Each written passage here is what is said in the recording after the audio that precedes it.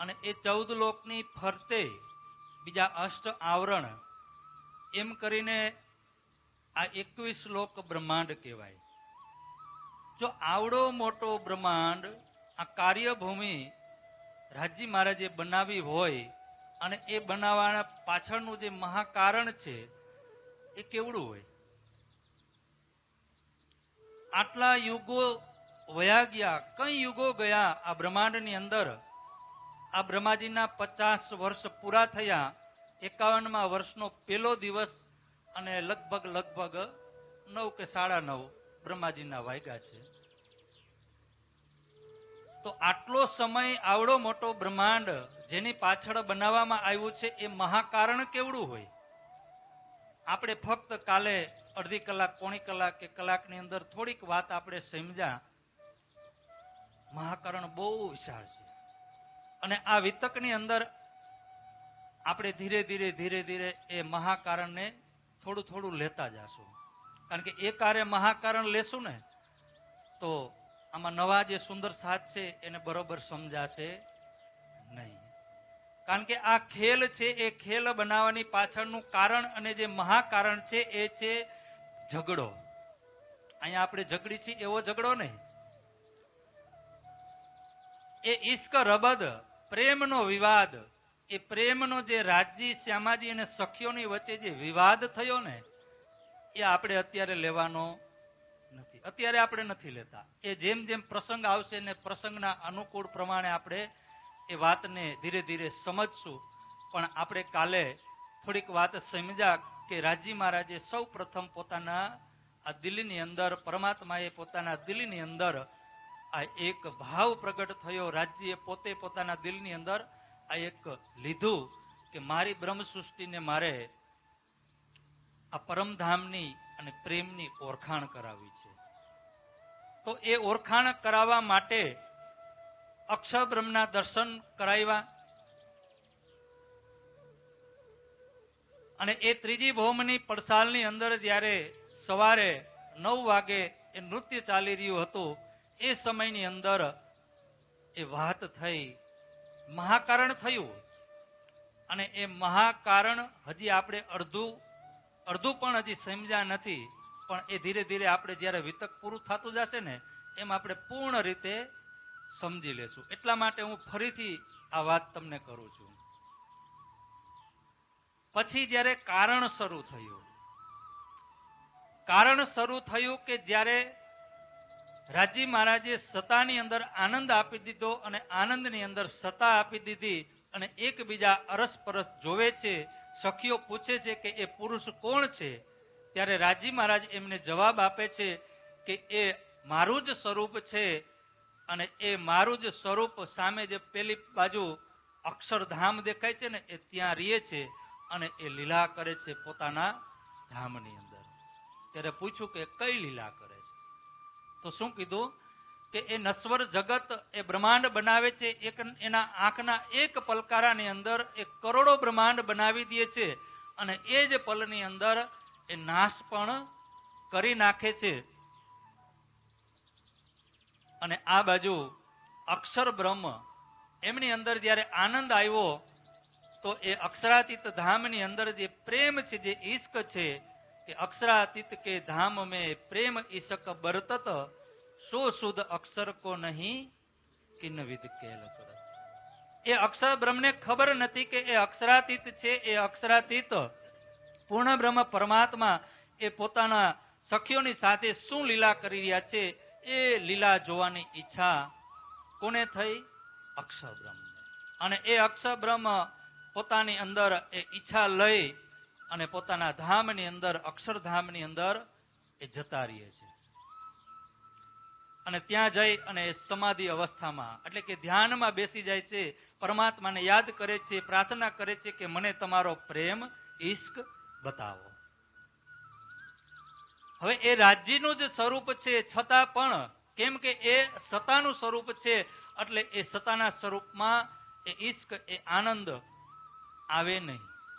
ત્યાં છે, અક્ષર બ્રહ્મ પાસે પણ ઈશ્ક છે, પ્રેમ છે, એવું નથી કે નથી.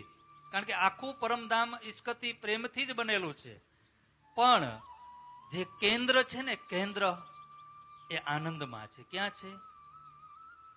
રાજી મહારાજ એ ચિદ સ્વરૂપ, ચિદના સ્વરૂપે સ્વયં બિરાજમાન છે. એ ત્યાંથી જે જગ્યાએ મોકલે ને એ ત્યાં જાય. એ આનંદમાં મોકલે તો આનંદમાં જાય, સતામાં મોકલે તો સતામાં જાય. અક્ષરની જે લીલા છે એ અક્ષરની લીલા અક્ષર બ્રહ્મ કરી રહ્યા છે.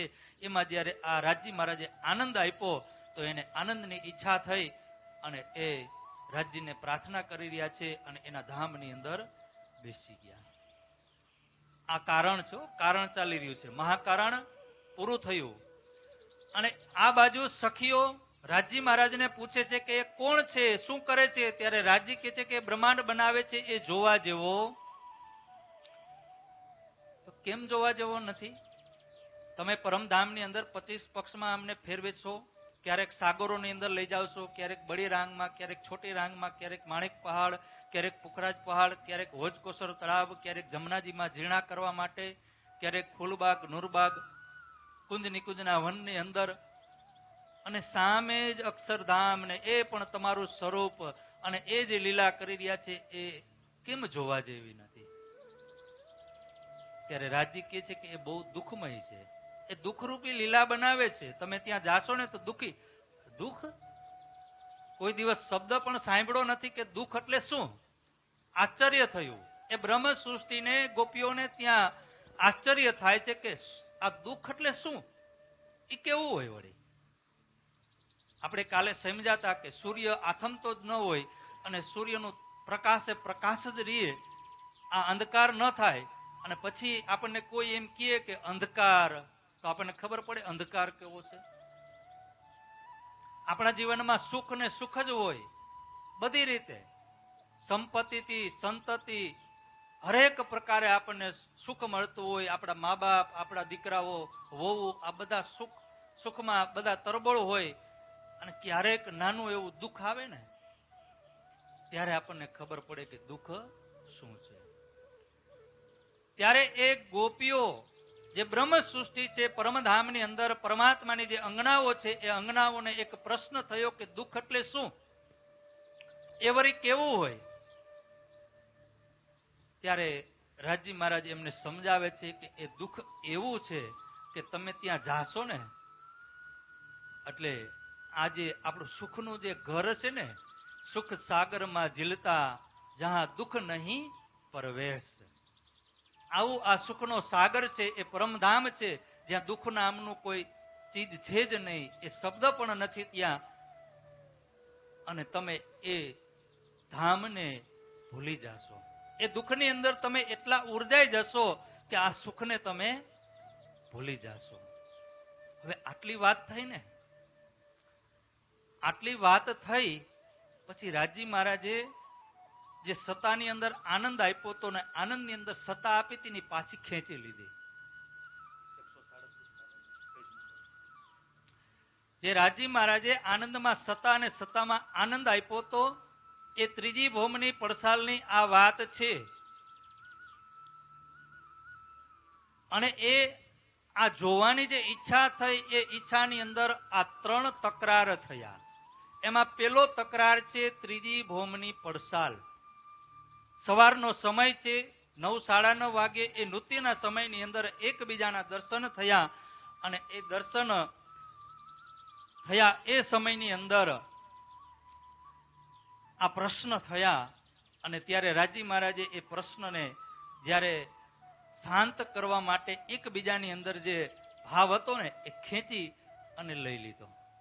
પછી સખીઓના મનમાં કાંઈ નથી, ખાલી એટલું જ કે એ પુરુષ છે અને એ પુરુષ આ દુઃખરૂપી બ્રહ્માંડ બનાવે છે. ત્યારે રાજી મહારાજે પાસે માંગ્યું કે એ બ્રહ્માંડ અમારે જોવો છે. થોડા આગળ આવી જાઓ, હજી ઘણી બધી જગ્યા આવી જાઓ, આગળ આવી જાઓ, આ બાજુ હટી જાઓ.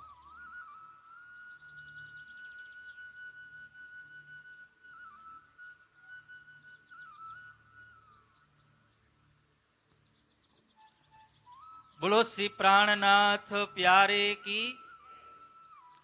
હવે એ પેલા તકરારની અંદર, પેલા પડાવની અંદર, પરમધામની અંદર જે રંગ મહોલ છે, પરમાત્માનો એ મહેલનો ત્રીજો માળ, અને ત્રીજા માળમાં જે પડસાલ એટલે છજુ, જેમ આપણે અહીંયા જયંતિભાઈ આગળ બનાવ્યું ને,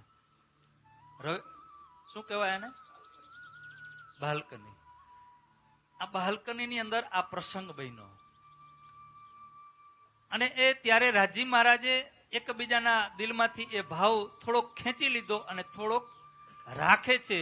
અને ત્યાર પછી એ લીલા શરૂ થાય છે. બપોરનો ભોજન પ્રસાદ એ પણ લેવાય છે. અને ત્રીજી ભૌમની અંદર રાજી મહારાજ એ નીલા અને પીલા જે રૂમ છે ને, કમરો, એને મંદિર કહેવાય. એ રાજ્યનું ત્યાં દરરોજ બપોરે ત્યાં આરામ કરે છે. હવે એ રાજી મહારાજ ત્યારે નીલા પીલા મંદિરની અંદર આરામ કરવા માટે જાય છે. અને સખીઓ પોતપોતાના જૂથ બનાવી અને કોઈ ફૂલબાગમાં, કોઈ નૂરબાગમાં, કોઈ બળોવનમાં, કોઈ મધુવનમાં, અલગ અલગ જગ્યાએ એ સખીઓ અલગ અલગ જૂથોની અંદર એ લીલા વિહાર કરવા માટે જાય છે. અને જ્યારે એ સખીઓ લીલા વિહાર કરવા માટે ગઈ, પણ એના મનની અંદર થોડોક એ જે ભાવ હતો ને કે એ પુરુષ કોણ છે, આટલા દિવસો વયા ગયા, ઘણો સમય થઈ ગયો, અમે ક્યારે એ પુરુષને જોયા નથી.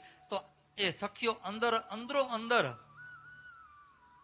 ચર્ચા કરે છે, અંદરો અંદર એ વાતો કરે છે કે આજે જ્યારે બપોર પછી 3:30 3 વાગે જ્યારે રાજજી ઉઠે અને આપણે બધા એમને દર્શન કરવા માટે જાય, અને એ સમયમાં દરરોજ રાજજી પૂછતા કે સખીઓ આજે ક્યાં ફરવા જવું છે. આપણે અહીંયા હોય, રવિવારનો દિવસ હોય કે બુધવારનો દિવસ હોય, એટલે બેનો કહે ને કે હાલો આજે રેસકોર્સ. આજે આ બ્રહ્માંડમાં પૂછતા નથી, ઓર્ડર કરે. શું કરે? હાલો રેસકોર્સ. ને એક ઓલું નવું બન્યું ત્યાં રામવન ઉપવનમાં ઓર્ડર કરે, હાલો. અને પરમધામમાં અરજી કરે. શું કરે?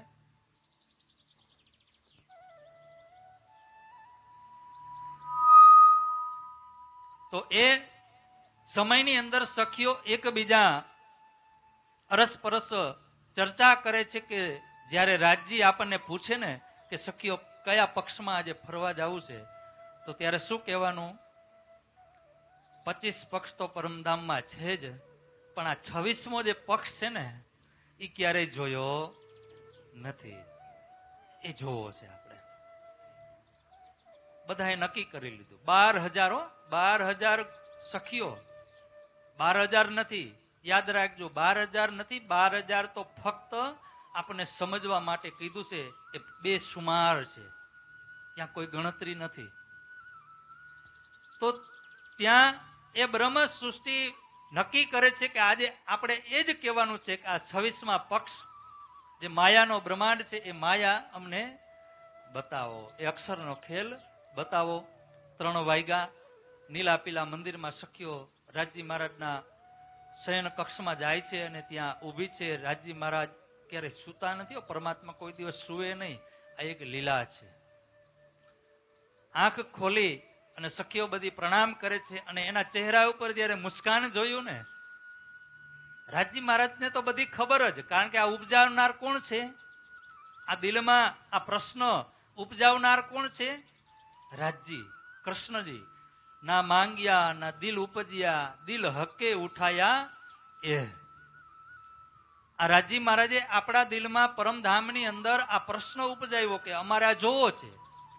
અને એ રાજજી મીઠા મીઠા સ્મિતથી સખીઓને પૂછે છે કે આટલી બધી ખુશ, આજે તો ક્યાં ફરવા જવું છે, ક્યાં લીલા કરવી છે? ત્યારે સખીઓ કહે છે કે પેલા તમે સવારે વાત કરી હતી ને, બતાવ્યું હતું ને કે તમારું જે સ્વરૂપ છે અક્ષર બ્રહ્મ, જે ખેલ કરે છે, જે લીલા કરે છે ને, એ જ લીલા અમારે. આ બીજો તકરાર કયો છે? પેલા સવારમાં એક તકરાર થયો, તાકે તીન તકરાર કહે સો ભયે તીનો ઈંડ, તાકી બીતક જુદી જુદી માયા મિથ્યા નટ બ્રહ્માંડ. આ 3 તકરાર થયા, એમાં 3 વિભાજન થશે અને એની પાછે 3 બ્રહ્માંડ બનશે. આ એક નથી, આ ત્રીજો બ્રહ્માંડ છે. આ ત્રીજા બ્રહ્માંડની અંદર આપણી બધાની આત્માઓ અહીંયા આવી છે. એટલે એ બીજા તકરારની અંદર આ ત્રીજી ભૌમની અંદર રંગ પરવાલી મંદિરની અંદર નીલાપીલા મંદિરની અંદર આ બીજો તકરાર થયો અને ત્યાં અરસપરસ પૂછે છે, સખીઓ પૂછે છે કે અમને એ બ્રહ્માંડ બતાવો. ત્યારે રાજજી ફરીથી ના પાડે છે. મના કિયા હમકો તીન બેર તબ હમ માંગ્યા ફેર ફેર ફેર. રાજજી મહારાજ આપણને 3 વખત ના પાડી. પેલી વખત સવારે ના પાડી 9:30 વાગે કે જોવા જેવો નથી, દુઃખરૂપી છે. થોડુંક આપણને બતાવ્યું તો આપણને થોડીક ઉત્કંઠા થઈ કે દુઃખ કેવું હશે, અમારે જોવું છે. તો આ બીજી વખત જ્યારે આ વાતો શરૂ થઈ, આ બ્રહ્મ સૃષ્ટિ અને પરમાત્માની વચ્ચે, કૃષ્ણજીની વચ્ચે, ત્યારે રાજજીએ એને થોડુંક વધારે કીધું કે એ અસત છે, જડ છે અને દુઃખ છે. તમે ત્યાં જાશો તો તમે આ પરમધામને ભૂલી જાશો, પરમધામના સુખોને ભૂલી જાશો, તમને શુદ્ધ નહીં રહીએ, એકબીજાને પણ તમે ઓળખશો નહીં. અહીંયા આપણે એકબીજાને ઓળખીએ છીએ? આપણે અહીંયા એકબીજાને નથી ઓળખતા. એકબીજાની વાત તો દૂર છે, આપણે આપણી પોતાની આત્માને નથી ઓળખતા કે હું કોણ છું. ગીતાની અંદર બહુ સુંદર એક શ્લોક છે, ઉદ્વ રેત આત્માના આત્મનમ. ગીતાની અંદર એક શ્લોકની અંદર કીધું છે કે ઉદ્વ રેત આત્માના આત્મનમ, કે જ્યાં સુધી આત્મા પોતાની ઓળખાણ નહીં કરે ત્યાં સુધી એ આત્મા આ સંસારની અંદર જન્મ મરણના ચક્કરની અંદર એ ભટકતી રહેશે. અને આપણા ઋષિ મુનિઓએ પણ કીધું, આત્માને ઓળખા રે વિના, બોલો કોઈને આવડતું?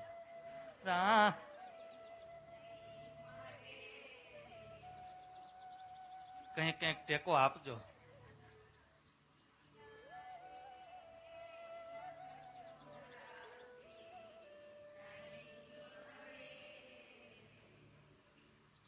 આત્માને ઓળખા વિના આ 84 લાખ ટળવાના. કયા 84 લાખ એટલે શું? યોની છે. એ યોની જે આપણો જીવ જન્મે છે, મરે છે, 20 લાખ મનુષ્યની યોની, પછી પશુઓની, પ્રાણીની, જલના જીવો, જમીનના જીવો, આસમાનના જીવો. તમે જુઓ આપણો જીવ એવી એવી જગ્યાએ ભટકીને આવ્યો છે ને. તમે જયારે આમ નિરાતે બેસો ને, શાંત મનને શાંત કરીને, ત્યારે એ 84 લાખના એ ચક્રમાં ક્યારેક ફરજો. આપણે બધાને ખેતીવાડી છે ને, કપાસ વાવ્યો હોય, સાંજે તમે 5-6 વાગે ખેતરમાં આટા મારો, એક પણ જીવાત તમને જોવા નહીં મળે. એટલું શુદ્ધ આમ તંદુરસ્ત કપાસ હોય. અને સવારે તમે ઉઠીને જાઓ તો એમાં કેટલા જંતુ થઈ ગયા હોય ને. હવે એ મહદ સૃષ્ટિ છે, 4 પ્રકારની આ સૃષ્ટિ છે. એમાં 84 લાખ મહદ, મૈથુન, માનસી અને અંડજ. મહદ, મૈથુન, માનસી, અંડજ અને જરાયુજ, આ 5 પ્રકારની સૃષ્ટિ છે. એમાંથી એ વાતાવરણથી, પરસેવાથી જે સૃષ્ટિની ઉત્પત્તિ થાય છે, એનું આયુષ્ય કલાક કે 2 કલાક કે 3 કલાક, એથી વધારે હોતું. એમાં આપણો જીવ જઈને આવ્યો છે. કેટલી વખત કે એ કપાસની અંદર સવારે એ જીવ જંતુ પેદા થઈ જાય અને સવારે 9-10 વાગે તડકો તપે એટલે એ તડકામાં એ નાશ પણ આવી યોની છે. એમાંથી મુક્ત થવા માટે આ ગીતાની અંદર, ભાગવતની અંદર, શાસ્ત્રોની અંદર, વેદોની અંદર, પુરાણોની અંદર ઋષિ મુનિઓએ પોકાર કરી કરીને કીધું છે કે તમારી આત્માને ઓળખો, આત્માને ઓળખો, આત્માને ઓળખો. આ વાત કારણની અંદર, પરમધામની અંદર રાજી મહારાજે કીધી હતી કે તમે તમારી જાતને પણ ભૂલી જાશો. અને આપણે બધા ભૂલી ગયા. આ બીજા તબક્કાની અંદર, બીજા તકરારની અંદર આ થયો.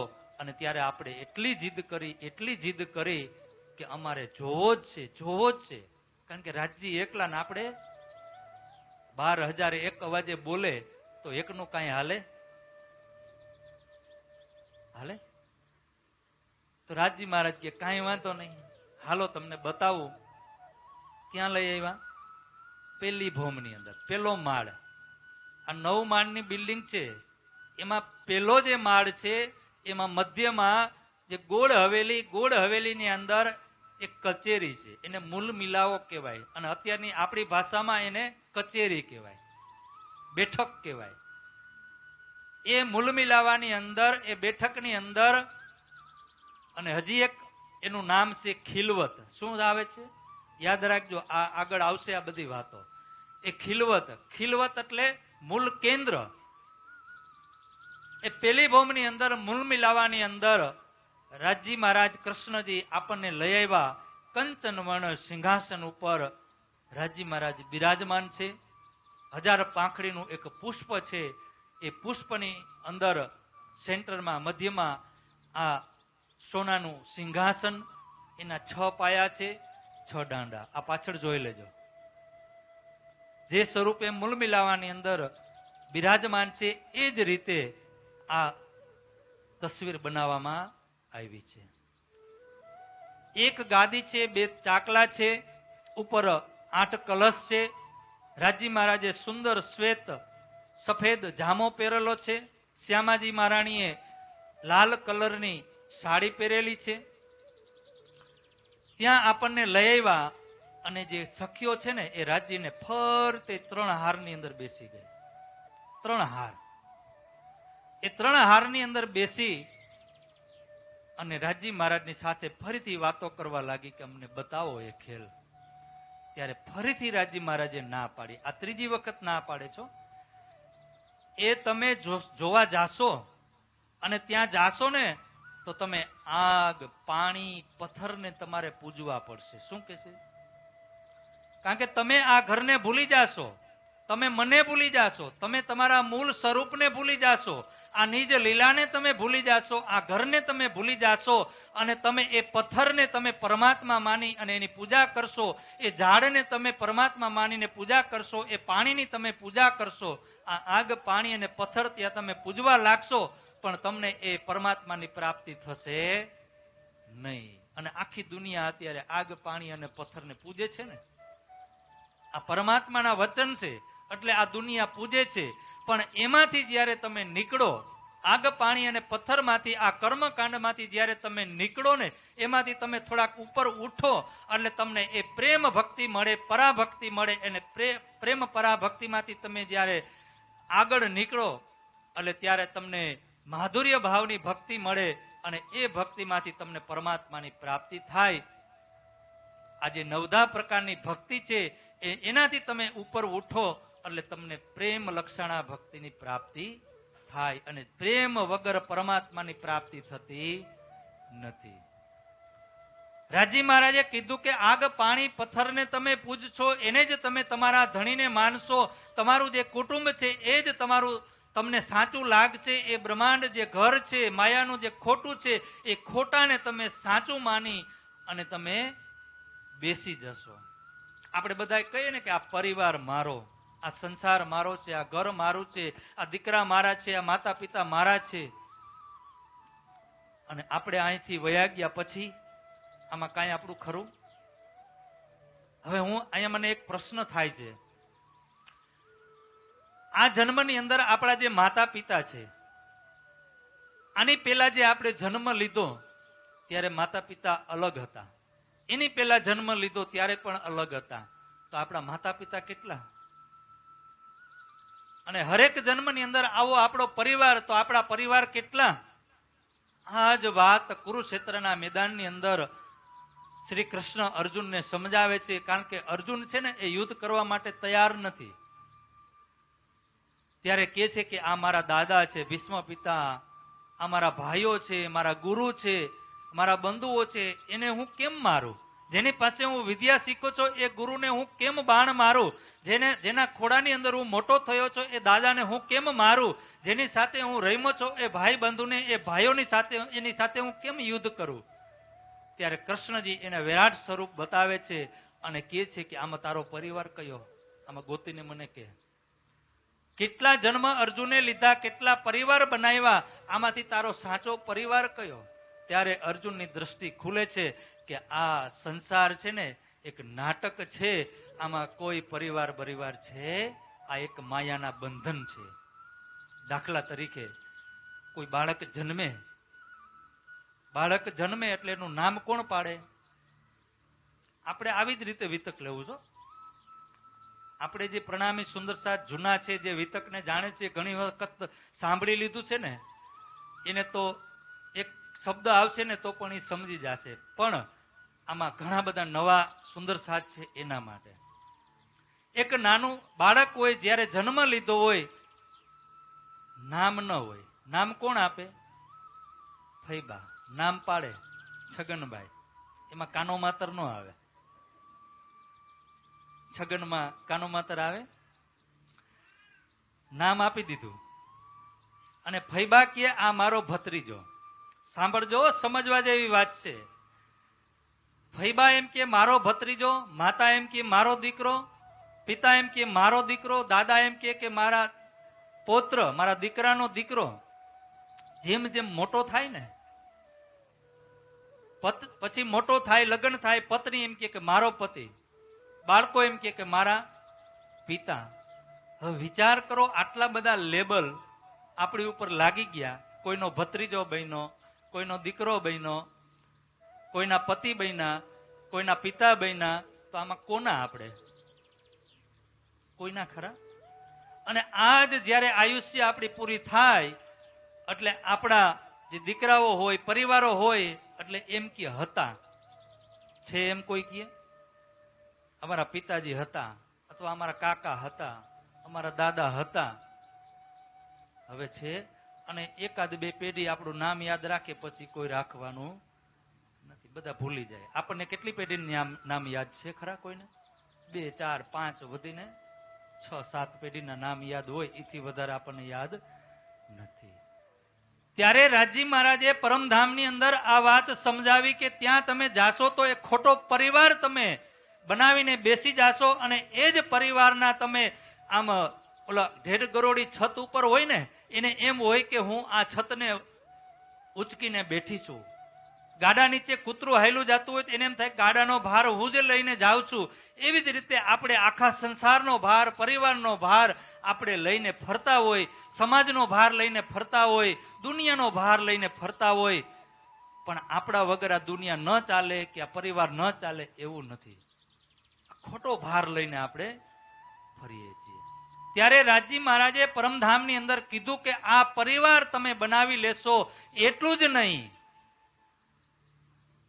એ પરિવારની અંદર તમે એટલા મસ્ત થઈ જાશો કે તમને ત્યાં આવી અને કોઈ મારી ઓળખાણ આપશે, હું મારા હાદીને મોકલીશ, મારા સ્વરૂપને, મારા હુકમના સ્વરૂપને તમારી પાસે મોકલીશ, અને તમને પરમધામની ઓળખાણ કરાવશે, અને તમે એ સાંભળશો, તમને એવું લાગશે કે ઈ મારું ઘર છે, આ ખોટું છે, છતાં પણ તમે એ પરિવારને, એ માયાને, એમાંથી તમારો મોહ ઓછો થશે નહીં. એટલી માયાની અંદર તાકાત છે. જેમ કરોડિયો હોય ને, કરોડિયો પોતાના પેટ ભરવા માટે એ ઝાડ ગૂંથે. ઝાડ શું કામ ગૂંથે? કે એ ઝાડ ગૂંથે એમાં જંતુ આવીને ફસાઈ જાય અને કરોડિયાને ખોરાક મળી જાય. હવે એ ઝાડ ગૂંથે અને એ ગૂંથે, પણ એક દિવસ એ કરોડિયો એ જ ઝાડની અંદર ફસાય અને મરી જાય છે. એવી જ રીતે આપણે આ સંસારની અંદર, આ સંસાર છે ને એક ઝાડ છે. આ ઝાડની અંદર આપણે ગૂંથતા જ જાય છે, ગૂંથતા જ જાય છે, ગૂંથતા જ જાય છે કે મારા દીકરા માટે કંઈક કરું, એના દીકરા માટે કંઈક કરું, અને એથી વધારે થઈ જાય તો આપણા પરિવાર માટે કંઈક કરી, એથી વધારે થઈ જાય તો સમાજ માટે આપણને ચિંતા થાય, અને એથી વધારે થઈ જાય તો દેશ માટે ચિંતા થાય. પણ ક્યારેય ખૂટતું એ ભાર ક્યારે આપણે હળવો કરતા? આ માયા છે, આ પરમાત્માની માયા છે, આ પરમાત્માએ ઉપજાવેલી છે. ત્યારે રાજી મહારાજે કીધું એટલું જ નહીં, હજી ધ્યાનથી સાંભળજો, આ કારણ બહુ મોટું છે. આપણે કારણનો વિસ્તાર લેવાનો છે, અને મહાકારણ આપણે જેમ જેમ જરૂર પડશે ને ત્યારે સમજતા જાશું. ત્યારે રાજી મહારાજે કીધું એટલું જ નહીં, મારા સંદેશાઓ હું તમને મોકલીશ, વેદોની અંદર મોકલીશ, શાસ્ત્રોની અંદર મોકલીશ, સંતો દ્વારા મોકલીશ, છતાં પણ તમે એ ઓળખાણ કરીને પણ તમે મારી પાસે આવશો નહીં. આપણને બધાને ખબર છે કે ભગવાન સિવાય, પરમાત્મા સિવાય આ દુનિયાની અંદર કાંઈ છે. છતાં પણ આપણે આપણી જિંદગીની અંદર કેટલી કલાકો, કેટલા દિવસો આપણે ક્યારેય પરમાત્માને આપ્યા? ક્યારે આપ્યા? ક્યારે આપ્યા નથી. જેના માટે આપણને આ તન મળ્યું છે, જેની પ્રાપ્તિ કરવા માટે આપણને આ બ્રહ્માંડ મળ્યો છે, જેની પ્રાપ્તિ કરવા માટે આપણને આ બુદ્ધિ મળી છે, એ બુદ્ધિનો ક્યારે આપણે પરમાત્માનો વિચાર નથી કર્યો. એ પરમાત્મા કેવા છે, કયા સ્વરૂપની અંદર છે, એ આપણે ક્યારેય વિચાર કર્યો નહીં. ફરીથી રાજી મહારાજે કીધું કે તમે ત્યાં જાશો તો તમે મને તો આ ઘરને તો તમે ભૂલી જાશો, તમે તમારા સ્વરૂપને તો ભૂલી જાશો, પણ તમે મને પણ ભૂલી જાશો. ત્યારે ગોપી થોડીક, એ જે સખીઓ છે ને બ્રહ્મ સૃષ્ટિ, એ થોડીક આમ થોડોક ડર લાગ્યો. પરમધામમાં ડર ના હોય, ત્યાં ભય નથી, પણ જ્યારે એ વાત થઈ ને એટલે થોડીક ગંભીરતા આવી કે આપણા ધણી કહે છે કે આવો બ્રહ્માંડ હશે તો હશે જ. આપણને ચેતવે છે, સાવધાન કરે છે કે એવી એ માયા છે, તો એ માયાની અંદર આપણે હવે શું રહેવાનું? સાવચેત રહેવાનું. તો બધી સખીઓએ શું કર્યું ખબર છે? એકબીજાને હાથ પકડી લીધા. એકબીજાના હાથ પકડી લીધા કે આપણે ક્યારેય અલગ થવાનું નહીં. ત્યાં રાજી મહારાજે કીધું કે તમે બ્રહ્માંડમાં જાશો એટલે બધી અલગ અલગ થઈ જાશો.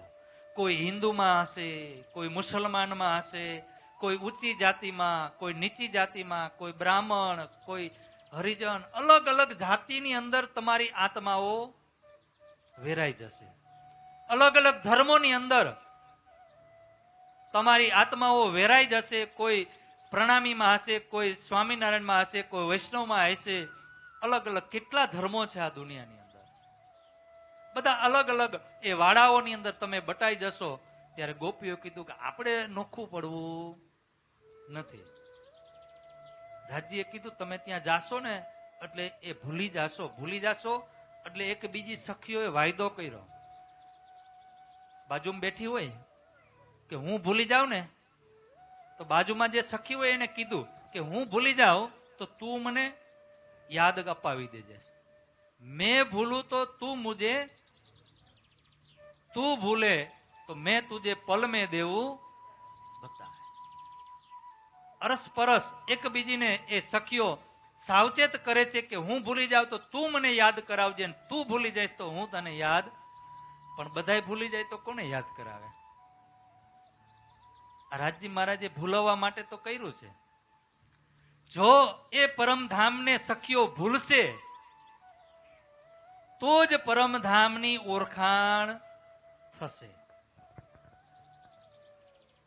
અને એ રાજજી મહારાજ જ્યારે ભૂલવે, આપણને એ ફરામોશીના પડદાની અંદર જ્યારે મૂકશે અને આપણે પરમધામમાં જ બેઠા છીએ, ક્યાંય નથી, પરમધામમાં જ બેઠા છીએ, ક્યાંય ગયા નથી, પણ આપણું ધ્યાન રાજજી મહારાજે એમાંથી ખેંચી અને આ બ્રહ્માંડમાં મૂકી દીધું છે.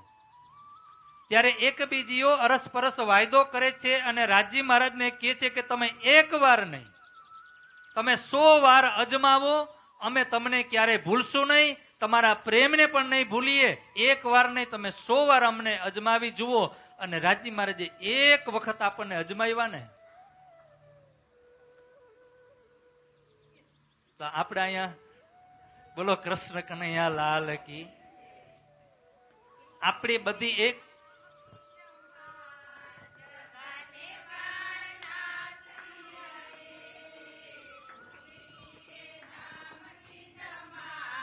જગાને પ્રાણનાથજી આએ, પ્રાણનાથજી આએ, જગાને પ્રાણનાથજી આએ, બોલે હે ધામ કી જમાત, જગાને પ્રાણનાથજી આએ, બોલે હે ધામ કી જમાત, જગાને પ્રાણનાથજી આએ. બોલો શ્રી કૃષ્ણ કનૈયા લાલ કી. ત્યારે સખીઓ કહે છે કે અમે ભૂલશું નહીં, એક વખત નહીં, 100 વખત અજમાવો. બહત લાડ કિયા મુझસો ઇનો અરસ में મિલ, એક લાડ કિયા में ઇનસો પ્યાર દેખન સબ. આપણા બધાના પ્રેમ, આ ઝઘડો પ્રેમનો છે. મહાકારણ છે ને એ પ્રેમનું છે. મહાકારણ પ્રેમનો ઝઘડો છે. અને એ પ્રેમને પરખ, પ્રેમની ઓળખાણ કરવા માટે રાજી મહારાજે એ પ્રેમને આ સંસારમાં આપણને ભૂલાવી દીધો. પણ એની પહેલા આ ત્રીજા તકરારની અંદર, પેલો તકરાર ત્રીજી ભૌમની પડસાલમાં સવારે થયો, બીજો 3 વાગે થયો નીળાપીલા મંદિરમાં, અને ત્રીજી વખત આ મૂલ મિલાવાની અંદર પેલી ભૌમની અંદર આ ત્રીજો તકરાર થઈ રહ્યો છે. અને એ ત્રીજા તકરારની અંદર કીધું કે તમે એ ઈશ્કને ભૂલી જાશો. ત્યારે સખી કહે છે કે અમે એ ઈશ્કને કોઈ દિવસ ભૂલશું નહીં. ત્યારે તો રાજી મહારાજ કે કાંઈ વાંધો નહીં, થઈ જાઓ તૈયાર. તૈયાર થયા. આટલી બધી ચર્ચા થઈ પરમધામની અંદર. 3 વાગે શરૂ થઈ અને 4:30 વાગ્યા સુધી વાતો થઈ. રાજી મહારાજે ના જ પાડી, ના જ પાડી, ના જ પાડી. જેમ જેમ ના પાડે ને એમ આપણે જીદ કરતા ગયા, જીદ કરતા ગયા કે બતાવો, બતાવો, બતાવો ને બતાવો. થઈ જાઓ તૈયાર. તો સખીઓએ વિચાર કર્યો કે આપણે એકબીજીના હાથ તો પકડી લીધા, પણ હવે શું કરવું? તો કે રાજજીના નજીક જઈને બેસી જાવ. રાજજીને આપણે છોડવાના નથી, એના ચરણને આપણે છોડશું, એનાથી આપણે દૂર જાશું. ત્યારે રાજી મહારાજે કીધું, સખીઓ કીધું તમે મારાથી દૂર જાશો તો તમે મને ભૂલી જાશો. તો રાજી મહારાજ, સખીઓએ પૂછ્યું કે અમે ક્યાં જાશું? તો કે તમે તો અહીંયા જ રહેશો, પણ તમારું જે ધ્યાન છે ને એ હું અહીંયાથી ખેંચીને ક્યાં લઈ જઈશ? એ માયાના બ્રહ્માંડ. તમે તો અહીંયા જ રહેશો. તો કાંઈ વાંધો નહીં, તો કોઈ ચિંતા. હવે અમે તમે તમારા ચરણને પકડીને બેસી જાશું. સખીઓ બધી રાજજીને ફરતી ઘેરી અને એ મૂલ મિલાવાની અંદર બેસી ગઈ. અને રાજજી મહારાજે જે દિલમાં લીધું હતું ને કે કઈ રીતે ખેલ બતાવો, સખીઓની ઈચ્છા પૂરી કરવા માટે આ 2 કારણ. એક સખીઓની ઈચ્છા અને બીજી ઈચ્છા હતી અક્ષરની ઈચ્છા. અક્ષર બ્રહ્મની ઈચ્છા હતી કે પ્રેમ જોવાનો છે. હવે અક્ષર બ્રહ્મ દર વખતે બ્રહ્માંડ બનાવે છે, એ એનું કાર્ય છે, એની લીલા છે. પણ આ વખતે થયું શું કે બ્રહ્મ સૃષ્ટિને ખેલની અંદર ઉતારવા માટે ત્યાં અક્ષર બ્રહ્મનો બ્રહ્માંડ ન ચાલે. કોનો બ્રહ્માંડ? આ કોને બ્રહ્માંડ બનાવ્યો? સ્વયં રાજી મહારાજે ચિદઘન સ્વરૂપે રાજી મહારાજે પોતાના દિલની અંદર જે બ્રહ્માંડ બનાવ્યો હતો, અને એ બ્રહ્માંડને અક્ષર બ્રહ્મના દિલની અંદર સ્થાપિત કરી દીધો. ક્યાં કર્યો? અક્ષર બ્રહ્મના દિલની અંદર સ્થાપિત કરી દીધો. હવે તમે ધ્યાનથી સાંભળજો કે આ બ્રહ્માંડની રચના કઈ રીતે થઈ અને ક્યાંથી થઈ છે. પરમધામની અંદર આ મહાકારણ થયું અને એક રાજી મહારાજે એ પરમધામની અંદર, હવે રાજી મહારાજ આવડો મોટો બ્રહ્માંડ અક્ષર બ્રહ્મ જો એક પલની અંદર બનાવી નાખતા હોય તો રાજી મહારાજને કઈ વાર લાગે? કઈ વાર લાગે? એ કોને આપી દીધો? અક્ષર બ્રહ્મને. અને અક્ષર બ્રહ્મને પણ નિંદ્રા અવસ્થામાં, ત્યાં નિંદ્રા ન હોય પણ 2 ધ્યાન કરી દીધા. શું કરી દીધું? અક્ષર બ્રહ્મ જે બ્રહ્માંડ બનાવે છે એ બ્રહ્માંડની જગ્યાએ રાજી મહારાજે એના ચિત્તની અંદર પોતાનો બ્રહ્માંડ અક્ષર બ્રહ્મને આપી દીધો, જે રાજી મહારાજે તૈયાર કર્યો હતો. 3 બ્રહ્માંડ તૈયાર કર્યા. આ 3 વિભાજન થયા, 3 તકરાર થયા. 3 વખત આપણે રાજી મહારાજ પાસે માંગ્યું કે અમને બતાવો. 3 વખત રાજી મહારાજે ના પાડી. તબ હમ માંગ્યા ફેર ફેર ને ફેર. અને ફરી રાજી મહારાજે કીધું કે હવે તમે તૈયાર થઈ જાઓ. અને રાજી મહારાજે એક એવો આવરણ મૂકી દીધું જેને કુરાનની ભાષામાં, ઉર્દુ ભાષામાં એને કહેવામાં આવે ફરામોશી, અને આપણા શાસ્ત્રોની ભાષામાં એને કહેવામાં આવે નીંદ. શું કહેવામાં આવે? અને નીંદનો સાચો અર્થ છે અજ્ઞાનતા, 2 ધ્યાન. તમે અહીંયા બેઠા છો અને તમારું ધ્યાન ઘરે ગયું, બહેનોને કાંઈક કામ અધૂરું રાખીને આવ્યા, ભૂલી ગયા, અને અહીંયા આવ્યા પછી યાદ આવે છે અત્યારે, હું ગમે તેટલું બોલું, તમારું ધ્યાન ક્યાં છે? ઘરે. હું ગમે તેટલું બોલું તો એ તમને ખબર પડશે કે હું શું બોલ્યો એ, કારણ કે તમારું ધ્યાન ક્યાં છે? ઘરે. તો એને શું કહેવાય? બે ધ્યાન. તમે અહીંયા છો, તમારું શરીર અહીંયા છે, પણ તમારો જીવ જે છે ને, તમારું મન છે ને, એ તમારા જીવને ખેંચીને ક્યાં લઈ ગયું છે? આ તનની જે ગતિ છે, તમારે ઘરેથી અહીંયા આવવા માટે 10 મિનિટ કે 5 મિનિટ કે અડધી કલાક લાગે, પણ મનને અહીંયાથી ઘરે પહોંચતા અડધી સેકન્ડ પણ થતું. આ તનની ગતિ કરતા મનની ગતિ છે ને હજારો ગણી છે, કરોડો ગણી છે. અને એ મનની ગતિ કરતા પ્રેમની ગતિ છે ને એ કઈ કરોડો ગણી છે. એવડી મોટી પ્રેમની ગતિ છે. પ્રેમ છે ને આપણને પરમાત્માના ધામ સુધી પહોંચાડે, અને મન છે ને આપણને આ 14 લોક બ્રહ્માંડની અંદર ભ્રમણ કરાવે. અહીંયા બેઠા છે, પણ આપણું મન જો ઘરે હોય તો અહીંયા ગમે તેટલી ચર્ચા થતી હોય તો આપણને કાંઈ એમાં ફરક પડે. પછી બાજુવાળા એમ કે શું આવ્યું, તો કે મારું ધ્યાન નહોતું. એને શું કહેવાય? બે ધ્યાન. અહીંયા પરમધામમાં શું થયું?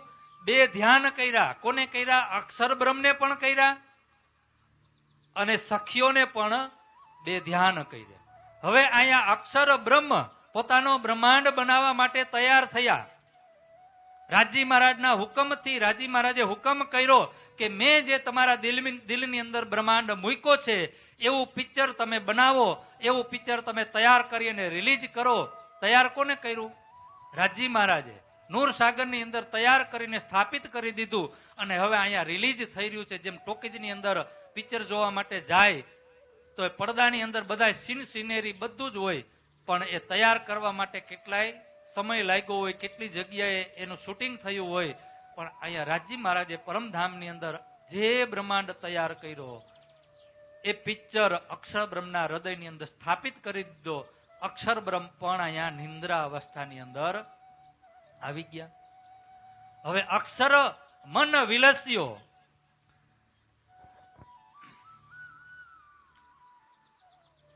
ઉપજ્યો મોહ સુરત સંસરી, ખેલ હુआ માયા વિસ્તરી, ઈત અક્ષર કો વિલસ્યો મન, 5 તત્વ 14 ભવન, યામે મહાવિષ્ણુ મન, મનથે ત્રિગુણ, તાથે સ્થિર ચર સબ.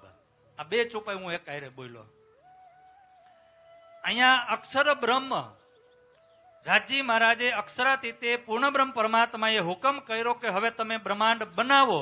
એટલું કીધું ત્યાં અક્ષર બ્રહ્મ નિંદ્રા અવસ્થાની અંદર આવી ગયા, અને એ બ્રહ્માંડ બનાવવા માટે શરૂ થયા. ત્યારે અક્ષર બ્રહ્મના, હજી ફરીથી તમે ધ્યાનથી સાંભળજો, કારણ કે આ બહુ થોડુંક હાર્ડ છે. આ બધી શાસ્ત્રોની જ વાતો છે, શાસ્ત્રોમાં જ લખેલું છે, વેદમાં જ લખેલું છે, પણ આપણે શ્લોકને બોલશું નહીં, એમનું વર્ણન કરીશ. અક્ષર બ્રહ્મના 4 બીજા સ્વરૂપ છે. કેટલા? અક્ષર બ્રહ્મની અંદર 4 ભાવ છે. એક મનરૂપી ભાવ છે, એક બુદ્ધિરૂપી ભાવ છે, એક ચિત્તરૂપી ભાવ છે, અને એક અહંકાર રૂપી ભાવ છે. આ જે ભાવ છે ને એ ફક્ત ને ફક્ત લીલા કરવા માટે, બ્રહ્માંડ બનાવવા માટેનો આ એક ભાવ છે. આ એક એના સ્વરૂપ છે. એમાંથી એક સ્વરૂપ બની ગયા. અક્ષર બ્રહ્મ અક્ષરધામમાં છે, પરમધામની અંદર જ અક્ષરધામ છે, પણ એમાંથી જે 4 સ્વરૂપ પ્રગટ થયા, જે મનનું સ્વરૂપ છે એ છે સત સ્વરૂપ. જે મન જે સ્વરૂપ છે, મનરૂપી જે સ્વરૂપ છે, એ સ્વરૂપનું નામ છે સત સ્વરૂપ. હવે એ અક્ષર બ્રહ્મ જ્યારે બ્રહ્માંડ બનાવવા લાગે છે, બ્રહ્માંડ બનાવે છે, ત્યારે એ મનમાં આવે. કેમાં આવે? આપણે ક્યારે બજારમાં ગયા, ગુંદાવાડીમાં કે ધર્મેન્દ્ર રોડે ગયા, કેવી મોટી મોટી દુકાનો હોય, એમાં સુંદર સાડી હોય, 5,000 વાળી, 15,000 વાળી, 50,000 વાળી જોઈ આમ હેલા જતા હોય ને નજરમાં આવે તો પ્રથમ ઈચ્છા કોને થાય? ઈચ્છા આપણા મનમાં થાય. ક્યાં? આ સમજવા માટે છે. ત્યાંની વસ્તુ અલગ છે, પણ આપણને સમજમાં આવે ને એટલા માટે હું તમને ઉદાહરણ આપું છું. જેમ આપણી અંદર પેલા વેલા મનની અંદર ઈચ્છા થાય. મનનું કામ છે સંકલ્પ અને વિકલ્પ કરવાનું. આ કોનું કામ છે? આ મનનો સ્વભાવ છે. સંકલ્પ અને વિકલ્પ થાય. મનને ઈચ્છા થાય કે કેટલી સુંદર મજાની આ વસ્તુ છે, સાડી છે, સોનું છે, કેટલું સુંદર છે. આ ભાવ કોની અંદર પ્રગટ થાય? મનની અંદર. પછી મનમાંથી ક્યાં જાય? બુદ્ધિમાં આવે. બુદ્ધિ વિચાર કરે.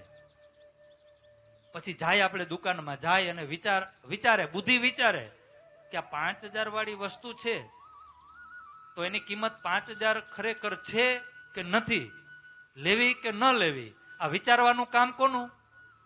આપણે વિચારીએ ને, લેવા ગયા જાય, ઈચ્છા થઈ, પણ ઈચ્છા થયા પછી આપણે વિચારી. આ વિચારવાનું કામ કોણ કરે? બુદ્ધિ. અને બુદ્ધિ વિચાર્યા પછી નક્કી થઈ ગયું કે સારી વસ્તુ છે, આપણી પાસે 5000 ખિસ્સામાં છે તો આપણે લેવી છે. તો એ બુદ્ધિમાંથી ક્યાં આવે? ચિત્તમાં આવે. ક્યાં આવે? ચિત્ત ફાઇનલ ડિસિઝન આપી દે. ફાઇનલ નિર્ણય કોણ આપે? ચિત્ત. કે લઈ લે, રજા આપી દે. બુદ્ધિ, મન છે એ વિચારે, બુદ્ધિ નિર્ણય કરે અને ચિત્ત છે ને એ ડિસિઝન આપે. અને એ લીધા પછી, નક્કી કર્યા પછી આપણે 5000 આપીને દુકાનદારને એમ કહી કે આલે 5000 મને સાડી. એ કાર્ય થયું ને એને અહંકાર કહેવાય. શું કહેવાય? કાર્ય થાય ને એને અહંકાર કહેવાય. ગ્રહણ થાય ને એને ચિત્ત કહેવાય. વિચાર આવે ને એને બુદ્ધિ કહેવાય. અને સંકલ્પ વિકલ્પ થાય ને એને મન કહેવાય. આ અક્ષર બ્રહ્મના 4 ભાવ છે, એના 4 સ્વરૂપ બની ગયા. એમાં મનનું જે સ્વરૂપ છે એ સત સ્વરૂપ છે. એ મનની અંદર સંકલ્પ વિકલ્પ થયો કે મારે બ્રહ્માંડ બનાવવો છે, અને એમાંથી બુદ્ધિમાં આવ્યું. એ બુદ્ધિનું નામ છે કેવલ બ્રહ્મ. અક્ષર બ્રહ્મની બુદ્ધિનું નામ છે કેવલ બ્રહ્મ. બુદ્ધિએ નક્કી કર્યું, વિચાર્યું કેવો બનાવો કેવો ન બનાવો. આ બધું વિચારણા કોને કરી? બુદ્ધિએ. અને એ બુદ્ધિમાંથી જયારે નક્કી થઈ ગયું કે આવો જ બનાવો છે, આવી જ લીલા થવી જોઈએ, આટલો જ સમય અને આટલા સમયની અંદર આટલા પાત્રો અહીંયા તૈયાર કરીને આ જગ્યાએ મૂકવાના છે, આ બધું બુદ્ધિએ જયારે નક્કી કર્યું, નક્કી થઈ ગયા પછી સ્ટોરેજ ક્યાં થયું? ચિત્તની અંદર. એ ચિત્તનું નામ છે સબલિક બ્રહ્મ. શું છે? સબલિક બ્રહ્મ. હવે અહીંયાથી ચિત્તમાંથી જયારે કાર્યરત થવાનું હતું, એ બ્રહ્માંડ ક્યાંથી આવ્યો? પરમધામમાંથી. રાજી મહારાજે આપ્યો અક્ષર બ્રહ્મને. અક્ષર બ્રહ્મે બુદ્ધિ મનને આપ્યો. મનની અંદર સંકલ્પ વિકલ્પ થયા. પછી મનમાંથી બુદ્ધિમાં આવ્યો, બુદ્ધિમાંથી ચિત્તમાં આવ્યો. અને ચિત્તમાંથી જયારે કાર્યરત થાય છે, જયારે બ્રહ્માંડ બનાવવાની શરૂઆત થાય, એટલે ત્યાં અહંકાર સ્વરૂપ આવે. ક્યાં આવે? અક્ષર બ્રહ્મનું જે કાર્ય સ્વરૂપ છે, જેને અવ્યાકૃત બ્રહ્મ પણ કહેવાય અને એને અહંકાર સ્વરૂપ પણ કહેવામાં આવે છે. એ અવ્યાકૃત જે બ્રહ્મ છે, એ બ્રહ્મથી આ માયાની શરૂઆત થઈ. ક્યાંથી થઈ? આપનાર, બનાવનાર, હુકમ કરનાર પૂર્ણ બ્રહ્મ પરમાત્મા છે. તો ત્યાંથી આવ્યું અક્ષરમાં. આ બનાવનાર કોણ છે? પરમાત્મા. અને જે પરમાત્મા બનાવે ને એ કોઈ કમ ન હોય. એ માયા છે અતિ બલવંતી, ઉપની છે મૂલ ધની થકી, મુનિ જનને મનાવ્યા હાર, શિવ બ્રહ્માદિક નવ લહે પાર. એ માયા છે અતિ બલવંતી. આ માયાનો બ્રહ્માંડ, માયા આ પરમાત્માની છાયા છે. પરમાત્માને ઓળખવી હોય ને, પરમાત્માને ઓળખવા હોય ને તો પેલા પરમાત્માની માયાને ઓળખવી પડે. અને આ પરમાત્માની જે માયા છે, એ માયાનું મૂળ કેન્દ્ર સબલિકની અંદર છે. ક્યાં છે? પરમધામની અંદર માયા ન હોય, પરમાત્માના ધામની અંદર માયા ન હોય, અક્ષરધામની અંદર માયા ન હોય. જ્યાં કાર્ય થાય ને ત્યાં માયા આવે. ક્યાં થાય? કાર્ય થાય એટલે ત્યાં માયા કહેવાય. એ માયા છે એ સબલિક. એ ઠોર માયા બ્રહ્મ સબલિક. શું કીધું? એ ઠોર. ઠોર એટલે જગ્યા. આ જગ્યા કઈ છે? માયાનું મૂળ ઠેકાણું ક્યાં છે? તો કે સબલિક છે. શું છે? સબલીક. અને એ સબલીક જે ધામ છે એ સબલીક ની અંદર માયા અને બ્રહ્મ બે છે. શું છે? ત્યાં માયા અને બ્રહ્મનું મિશ્રણ છે. સબલીક ધામની અંદર નવું પણ થાય અને જૂનું પણ થાય. સોરી, જૂનું ન થાય, માફ કરજો, જૂનું ન થાય પણ ત્યાં નવું એડ થાય. શું થાય? નવું એડ થાય પણ જૂનું થાય નહીં. કારણ કે અહીંયા બ્રહ્મ છે, બ્રહ્મ હોય ત્યાં નાશ ન થાય. પણ અહીંયા માયા પણ છે એટલે અહીંયા નવું એડ થાય, નવી વસ્તુ આવી શકે. એટલે એ સબલીકને અંદર સબલીકના જે મહાકારણ સ્વરૂપ છે, જે અવ્યાકૃતનું મહાકારણ અને સબલીકનું જે સ્થૂલ છે ત્યાં માયા છે, અને સબલીકનું જે મહાકારણ છે ત્યાં હજી એક કારણ થયું, ત્યાં અખંડ ગોલોક ધામ છે. બોલો કૃષ્ણ કનૈયા લાલ કી. આજે જે ચર્ચા થઈ રહી ને એ તમારે ધ્યાનથી સાંભળજો, અને ન સમજાય તો આ યુટ્યુબમાં વિડીયો આવશે, એ કાલે અપલોડ થઈ જશે, એને તમે ફરીથી સાંભળજો. ગોલોક ધામ, જે વૈષ્ણવ સંપ્રદાયમાં જોડાયેલા હોય ને એને ખબર હોય. ગોલોક ધામ, આ ગોલોક ધામ અખંડ છે. એ ગોલોક ધામનો ક્યારેય નાશ થતો નથી. આ ગોલોક ધામ ક્યાં છે? ધ્યાનથી સાંભળજો. સબલીક ધામના મહાકારણની અંદર આ ગોલોક ધામ છે. ક્યાં છે? સબલીકની અંદર. જે સબલીક છે એ અક્ષર બ્રહ્મનું ચિત્ત સ્વરૂપ છે. એ ચિત્ત સ્વરૂપની અંદર એ ગોલોક ધામ છે. એ ગોલોક ધામની અંદર રાધાજી છે, કૃષ્ણજી છે, અને 3.5 કરોડ ગોપીઓ છે અને ગોપાઓ છે. અને એનો જે મેન એક મિત્ર છે જેનું નામ છે, કૃષ્ણજીના મેન મિત્રનું નામ શ્રીદામા. શું છે? સુદામા નહીં હો, શ્રીદામા.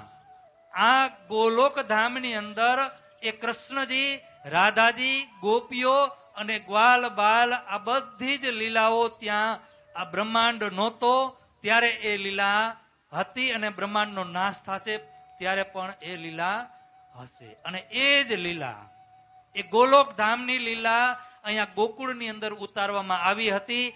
નામ પણ એ જ રાખ્યા અને લીલા પણ એવી જ કરી. શા માટે? કે એ પરમાત્માની ઓળખાણ કરાવવા માટે. હવે ઘણી વખત આ વાત આવે ને કે કૃષ્ણ કૃષ્ણ, અહીંયા જે કૃષ્ણની લીલા થઈ એમાં આ કૃષ્ણના 3 ભેદ છે. એ આપણે આગળ હજી સમજશું, પણ આપણે પેલા આ બ્રહ્માંડની રચના સમજી લઈએ.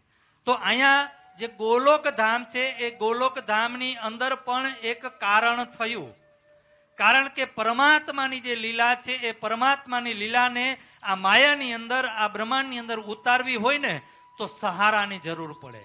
જેમાં સ્વર્ગમાંથી ગંગાજીને આ મૃત્યુલોકની અંદર ઉતારવા માટે ભગીરથે બહુ તપસ્યા કરી, એના પૂર્વજોએ ઘણી બધી તપસ્યા કરી, અને ત્યારે એ ગંગાજીએ કીધું કે હું એ મૃત્યુલોકની અંદર આવું, પણ હું જ્યારે સ્વર્ગમાંથી જ્યારે અહીંયા આવું ને તો મારી ધારા એવી તેજ હોય કે આ ધરતી ફાડીને પાતાળમાં જતી રહેશે, ત્યાં હું ટકી શકીશ, સ્થિર નહીં રહી શકું.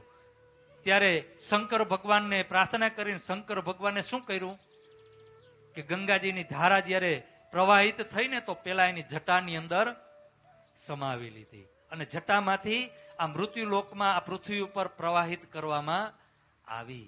તો આ ગંગાજીની અંદર જો એટલી તાકાત હોય તો પરમધામની જે બ્રહ્મ લીલા છે એ બ્રહ્મ લીલાને આ બ્રહ્માંડની અંદર ઉતારવી હોય તો એ ગોલોક ધામનો સહારો લીધો, એ કૃષ્ણજીનો સહારો લીધો.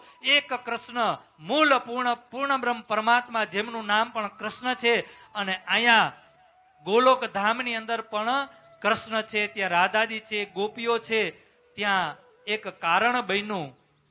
અને એ કારણ એક એવું થયું કે એક દિવસ કૃષ્ણજી ફરતા ફરતા ફરતા વિરજા સખીની ઘરે ગયા. ક્યાં ગયા? તો વિરજા સખીએ આમ થોડોક સારો પ્રેમ ભાવ આપ્યો, સુંદર 64 પ્રકારની વાનગીઓ બનાવી, 56 ભોગ બનાવ્યા અને કૃષ્ણજીને પ્રેમથી ત્યાં આમંત્રણ આપે છે અને ત્યાં સેવા કરે છે. બપોરનો સમય થયો, કારણ કે કૃષ્ણજી તો સવારના નીકળી ગયા છે લીલા વિહાર કરવા માટે. અને રાધાજીને ચિંતા થઈ કે બપોર થયું, હજી વાલાજી આવ્યા,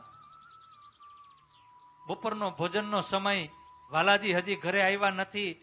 તો રાધાજી ગોતતા ગોતતા હવે ત્યાં થયું એવું કે વિરજા સખી અને કૃષ્ણજી જે વિરજા સખીના ઘરે જે લીલા કરી રહ્યા છે ત્યારે એમનો મિત્ર પણ કૃષ્ણજીની સાથે હતા, જેનું નામ છે શ્રીદામા. અને શ્રીદામાને કીધું કે જ્યાં સુધી હું વિરજા સખીની ઘરે ભોજન પ્રસાદ ન ગ્રહણ કરી લઉં ત્યાં સુધી તમારે અહીંયા દરવાજાની અંદર ઊભું રહેવાનું અને કોઈને પણ પ્રવેશ કરવા દેવાનો નહીં. રાધાજી ગોતતા ગોતતા આવે છે વિરજા સખીની ઘરે અને ત્યાં શ્રીદામા ઊભા છે, અંદર જવા દેતા નથી. અને આ બાજુથી રાધાજીને એ સવારથી કૃષ્ણના દર્શન થયા નથી, એટલે પ્રેમ અને પ્રેમમાંથી જ્યારે વિરહમાં પરિવર્તન થયો ને, જ્યારે આપણને કોઈની પ્રત્યે બહુ પ્રેમ ભાવ આવે ને, અને એમાંય થોડુંક જ્યારે એ પ્રાપ્ત ન થાય, એને વાર લાગે પ્રાપ્ત થવામાં, ત્યારે આપણને શું થાય? ક્રોધ આવે. શું થાય? વિરહ થાય. અને જ્યારે વિરહ થાય ને એટલે થોડો ક્રોધ આવે. અને ક્રોધ આવે ને એટલે એક એવા આવેશમાં આવી જાય કે સામેવાળા વ્યક્તિને આપણે ન કહેવાનું પણ કહી દઈએ. તો અહીંયા રાધાજીને એ કૃષ્ણજીના વિયોગની અંદર એટલો વિરહ થયો કે એનાથી સહન થતું નથી. અને શ્રીદામાને શ્રાપ આપી દીધો, કારણ કે ત્યાં માયા અને બ્રહ્મ છે એટલે આ બધું થાય. પેલા જ મેં તમને કીધું, માયા અને બ્રહ્મ ત્યાં છે એટલે આ બધું થાય. ત્યાં શ્રાપ લાગે, એનાથી આગળ શ્રાપ પણ લાગે નહીં, માયા પણ નથી, ત્યાં કાંઈ ન થાય. જેમ છે તેમનું તેમ જ રીએ. તો ત્યાં રાધાજીએ શ્રીદામાને શ્રાપ આપ્યો કે મારા અને મારા ધણીની વચ્ચે તું આવે, તું મને મારા ધણીને મળવા નથી દેતો. તારું હૃદય કેવું પથ્થર જેવું છે, તારું હૃદય રાક્ષસ જેવું છે. તારે અહીંયા નહીં, તારે તો બ્રહ્માંડમાં જવું જોઈએ. જા, તું રાક્ષસ યોનીમાં જા. શ્રાપ આપી દીધો. હવે અહીંયા શ્રીદામા તો ગભરાઈ ગયા. એમ કહીને રાધાજી ત્યાંથી નીકળ્યા અને જઈને સીધા અહીંયા જોવે છે તો વિરજા સખી તો કૃષ્ણજીને પૂરા પ્રેમથી ભોજન આરોગ આવે છે, સેવા કરે છે, વીંજણો નાખે છે. રાધાજી ક્રોધમાં છે અને જઈને વિરજા સખીને પણ શ્રાપ આપી દીધો કે તે મને મારા ધણીથી આટલા દૂર કર્યા, બપોર થયા તો જા, તારે પણ 100 વર્ષનો વિયોગ સહન કરવો પડશે. કોને આપ્યો? રાધાજીએ વિરજા સખીને શ્રાપ આપ્યો. પછી વિરજા સખીએ કીધું કે મારો શું વાક, તારા ધણી છે તો મારા ધણી જ છે ને. ત્યાં તો 3.5 કરોડ ગોપીઓ છે, બધાયના ધણી છે. વિરજા સખીએ સામો શ્રાપ આપ્યો કે જા, તારે પણ વિયોગમાં રહેવું પડશે. હવે અહીંયા શ્રાપ લાગ્યા 3ને, શ્રીદામાને, વિરજા સખીને અને રાધાજીને. તો જે શ્રીદામા છે ને એ કંસ છે. કોણ છે? કંસ. અને વિરજા સખી છે ને એ યમુના નદી છે. કોણ છે? યમુના નદીમાં એ વિરજા સખી 100 વર્ષ સુધી હતા. એની આત્મા કૃષ્ણજી એ યમુના નદીની અંદર લીલા કરી 100 વર્ષ સુધી. અને રાધાજીને કૃષ્ણજી જ્યારે ગોકુળ છોડીને મથુરા ગયા પછી ક્યારેય રાધાજીને મળવા ગયા અને રાધાજીને પણ વિયોગ સહન કરવો. એટલે આ 3ને જ્યારે શ્રાપ મળ્યો એટલે 3ને શાપનું નિવારણ કરવા માટે ક્યાં આવવું પડે? બ્રહ્માંડમાં આવવું પડે ને, ત્યાં નિવારણ થાય. એટલે રાક્ષસ યોનીમાં શ્રીદામા આવ્યા, એટલે એ કંસના સ્વરૂપે આવ્યા, રાધાજી આવ્યા અને વિરજા સખી યમુના નદીના સ્વરૂપે. આ છે અખંડ ગોલોક. અને એનો ઉદ્ધાર કરવા માટે કોને આવવું પડે? કૃષ્ણજીને આવવું પડે ને. આ 3નો શ્રાપ અને કૃષ્ણજી એ ગોલોકી કૃષ્ણને પણ ત્યાં આવવું પડે એનો ઉદ્ધાર કરવા માટે. તો કૃષ્ણજી આવે, રાધાજી આવે તો 3.5 કરોડ એ ગોપીઓને પણ આવવું પડે ને.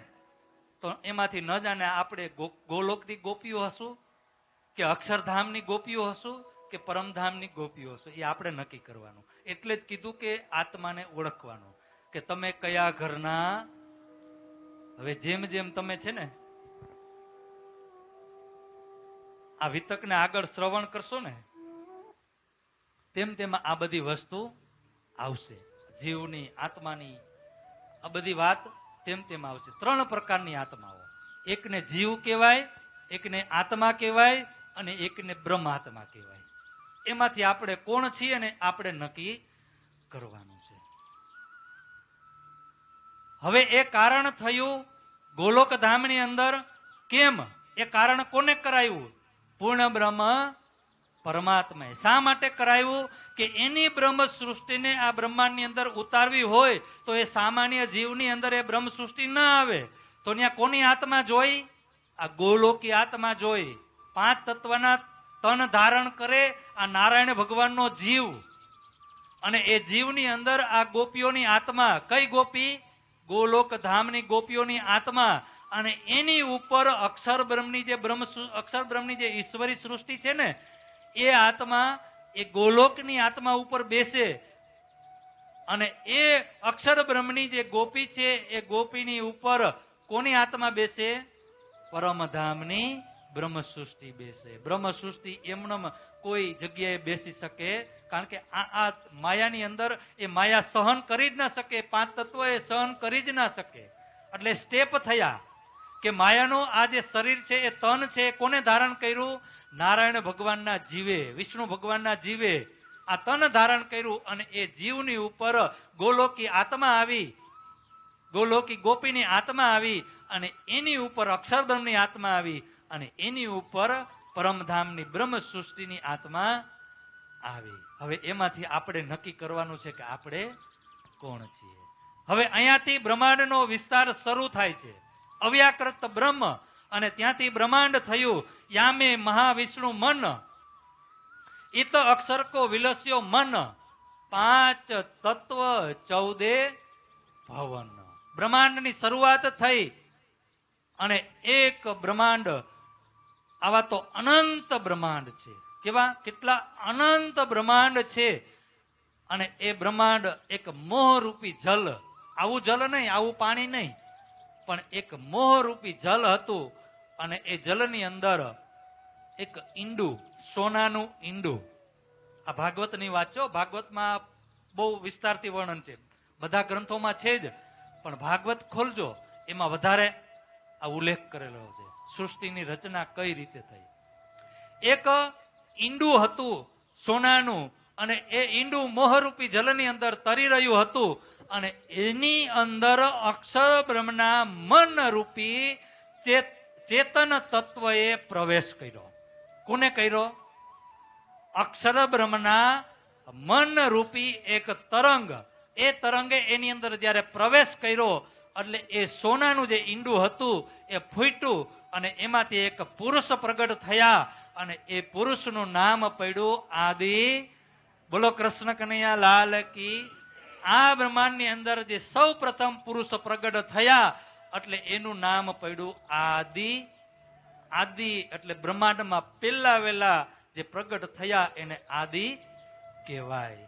એટલે એનું નામ શાસ્ત્રોમાં, વેદમાં ઉલ્લેખ કરવામાં આવ્યો કે આ આદિ પુરુષ છે. કોણ છે?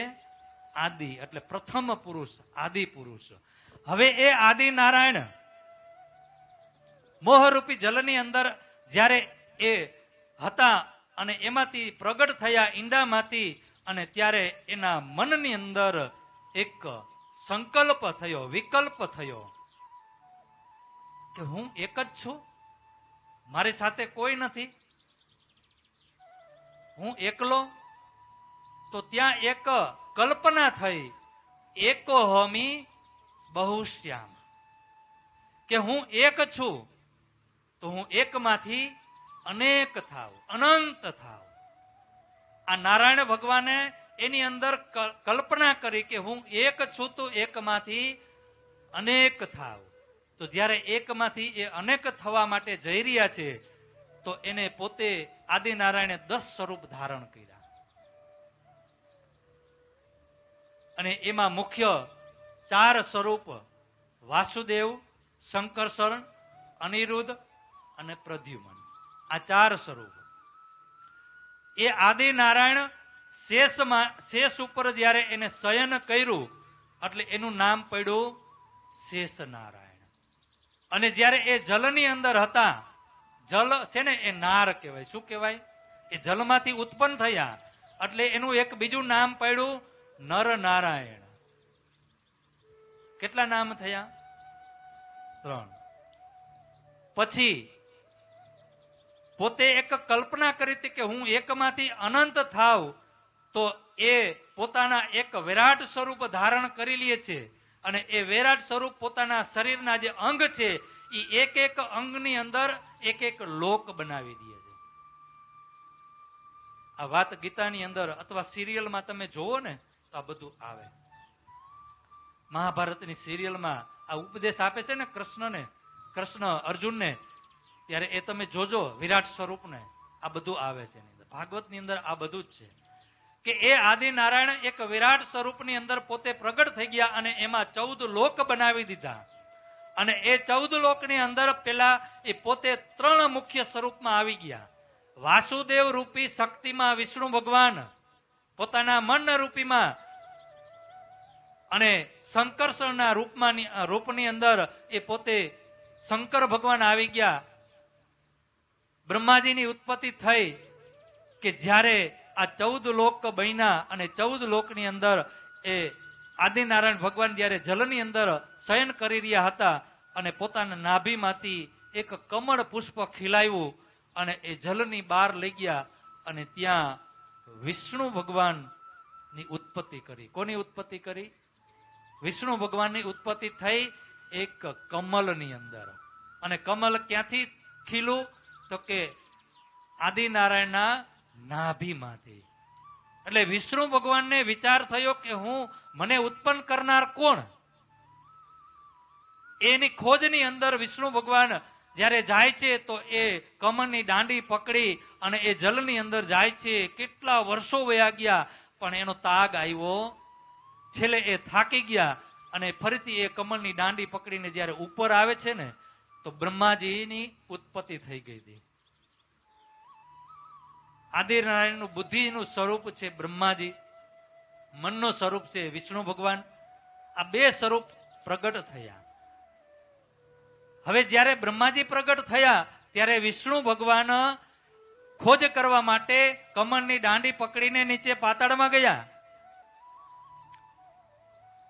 ત્યારે બ્રહ્માજીને ખબર નહોતી કે મારી પહેલા આની ઉત્પત્તિ થઈ ગઈ. તો એ બેની વચ્ચે થોડોક ઝઘડો થયો. શું થયું? બેની વચ્ચે ઝઘડો થયો. બ્રહ્માજી કહે કે હું પેલા આવ્યો, વિષ્ણુ ભગવાન કે હું પેલા આવ્યો, મારી ઉત્પત્તિ થઈ.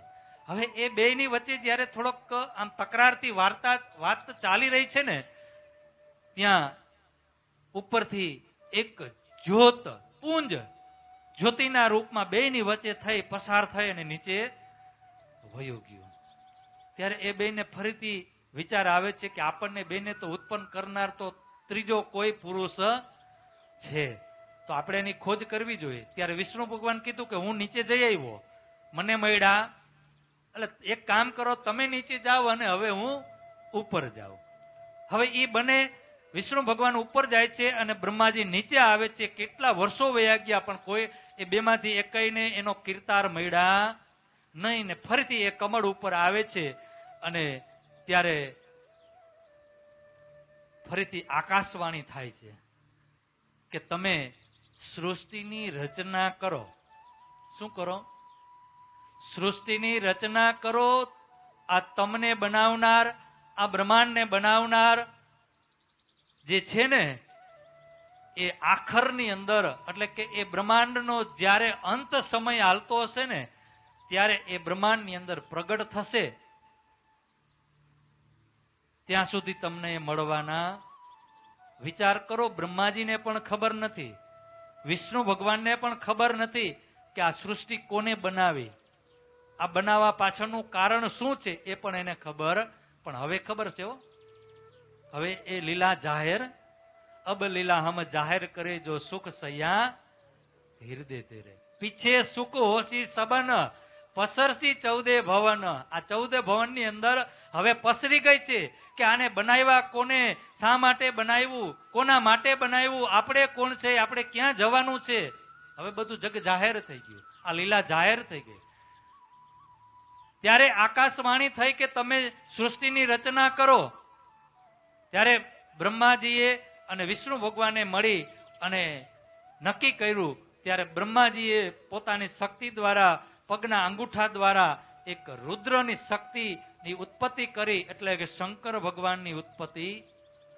હવે શંકર ભગવાનનો તો સ્વભાવ તામસી, અહંકાર, કારણ કે મનનું સ્વરૂપ વિષ્ણુ ભગવાન છે, બુદ્ધિનું સ્વરૂપ બ્રહ્માજી છે, અને તામસનું સ્વરૂપ કોનું છે? શંકર ભગવાન. મન, બુદ્ધિ અને અહંકાર, આ ત્રણ ભાવ છે આપણી અંદર છે. ત્યારે એ શંકર ભગવાનને કીધું બ્રહ્માજીએ કે સૃષ્ટિની રચના કરો. તો એનો જેવો સ્વભાવ એવી સૃષ્ટિની રચના શંકર ભગવાને ચાલુ કરી દીધી. શું કર્યું? ભૂત પ્રેતો. વિષ્ણુ ભગવાનને ખબર પડી કે આપણે જેને કાર્ય સોંપ્યું છે એનો સ્વભાવ તામસી છે, તો અહીંયા તામસી સૃષ્ટિની ઉત્પત્તિ થઈ રહી છે, આ ન ચાલે. ત્યારે બ્રહ્માજી એને રોક્યા કે જેટલી થઈ ગઈ એ થઈ ગઈ, હવે તમારી પાસે રાખો. ત્યારે બ્રહ્માજીએ માનસી સૃષ્ટિની રચના કરી. કોની કરી? સાંભળજો, 5 પ્રકારની સૃષ્ટિ આ બ્રહ્માંડની અંદર છે. માનસી, માનસી એટલે મનથી.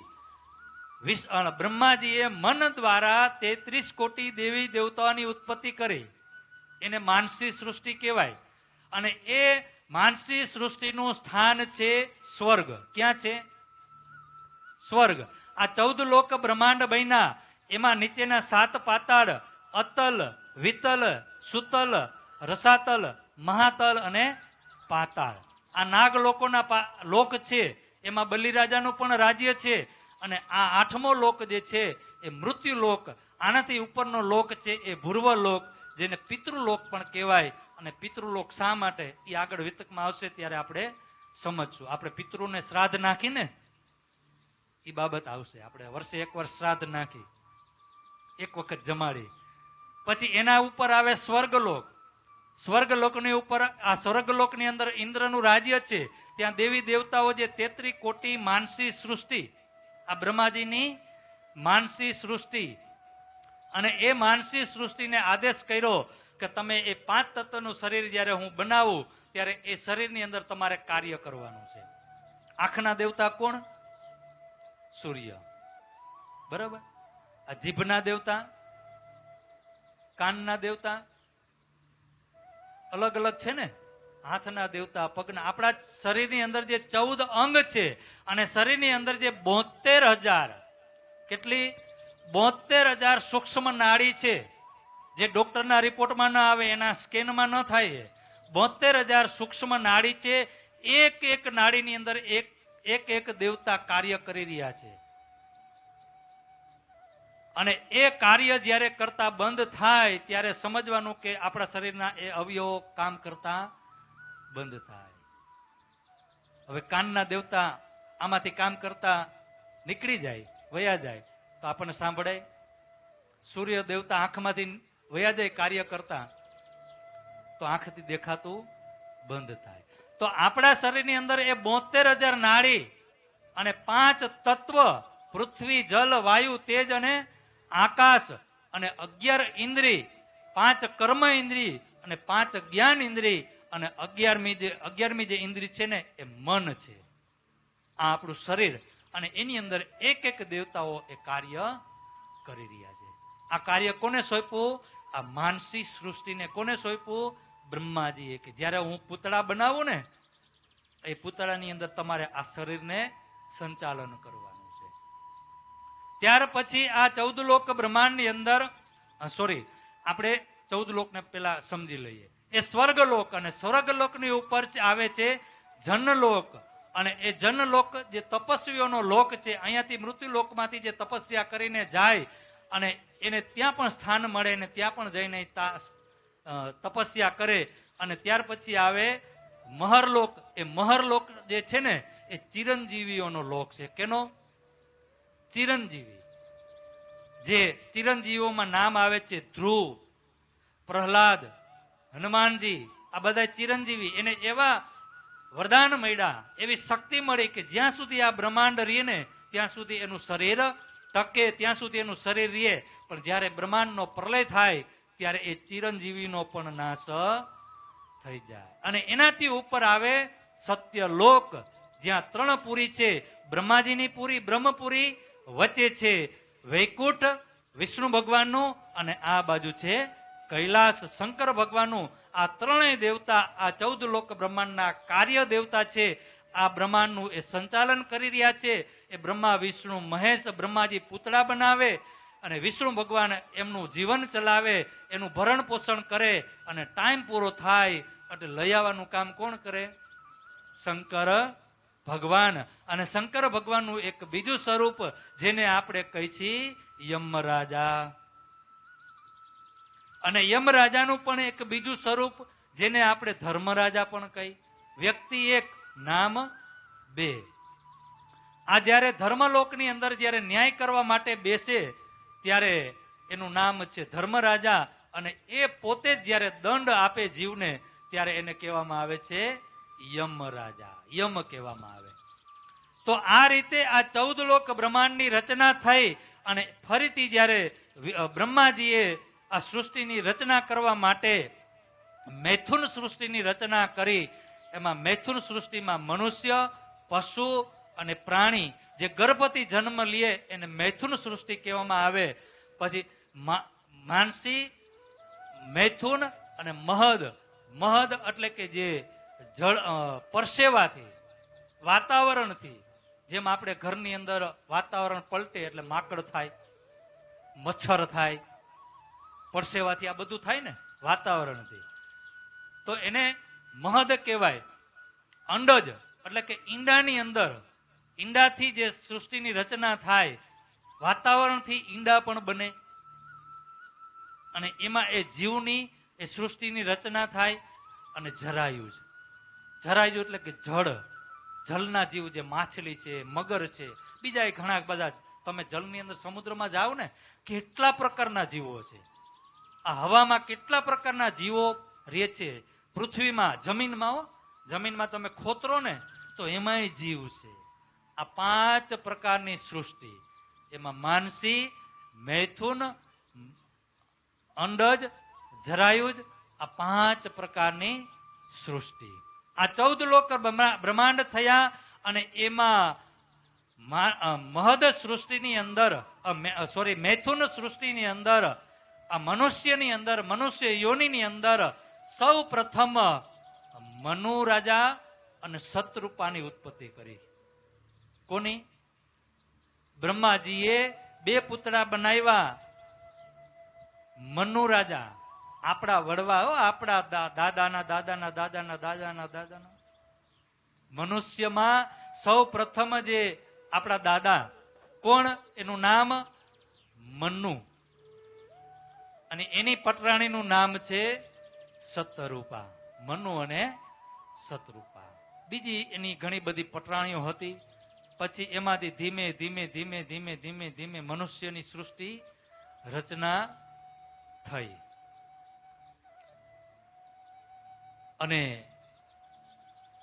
જ્યારે શરૂઆત હોય ને ત્યારે એકદમ શાંતિ પ્રિય, શાંતિ, આનંદ, ખુશી, આ બધું હોય. તો એ સમયને શું કહેવામાં આવે ખબર છે? સતયુગ. એ સમયને સતયુગ, કે ત્યાં ખોટું ન થાય. ખોટું ન થાય, ખોટું કોઈ કરે નહીં, કોઈ ઝંઝટ નહીં. દેવી દેવતાઓ પણ મૃત્યુલોકમાં આવે, બધા પરમાત્માને, વિષ્ણુ ભગવાનને, બ્રહ્માજીને, શંકર ભગવાનને, નારાયણ ભગવાનને બધા આરાધના કરે. એ સતયુગ, એ સત્યનો યુગ. પછી આવે ત્રેતાયુગ. સમયમાં થોડોક પરિવર્તન થયો, થોડું થોડું ખોટું થવા લાગ્યું, એટલે એ સમયનું નામ પડ્યું ત્રેતાયુગ. પછી 50% ખોટું થવા લાગ્યું. સતયુગમાં 100% સાચું, ત્રેતાયુગમાં 75% સાચો. અને જ્યારે દ્વાપર યુગ આવ્યો એટલે 50% સત્ય અને 50% અસત્ય. એટલે કાવા દાવા મહાભારતને તમે જોઈ લ્યો. ઘરની અંદર ડખા, સંપત્તિમાં, આ બધું ક્યાંથી શરૂ થયું? દ્વાપર યુગ. કારણ કે ત્યારે 50% ધર્મ હતો અને 50% અધર્મ.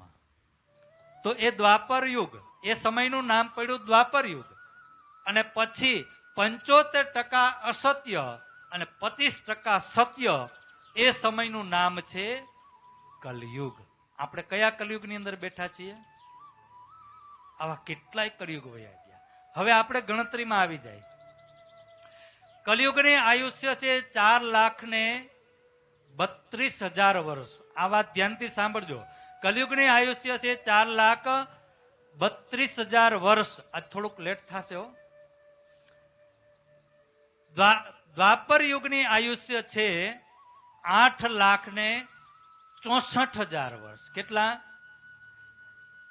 ત્રેતા યુગની આયુષ્ય છે 12,96,000 વર્ષ. સતયુગની આયુષ્ય છે 17,28,000 વર્ષ. કેટલા વર્ષો થઈ ગયા? સતયુગ એક વખત સતયુગ જાય, એક વખત ત્રેતાયુગ જાય, એક વખત દ્વાપર યુગ જાય, એક વખત કલયુગ જાય, ત્યારે એક ચોકડી કહેવાય. આવી 1000 ચોકડી થાય, આવી, હજી કહું છું ફરીથી, આવી 1000 ચોકડી થાય ત્યારે બ્રહ્માજીનો એક દિવસ થાય. કેનો?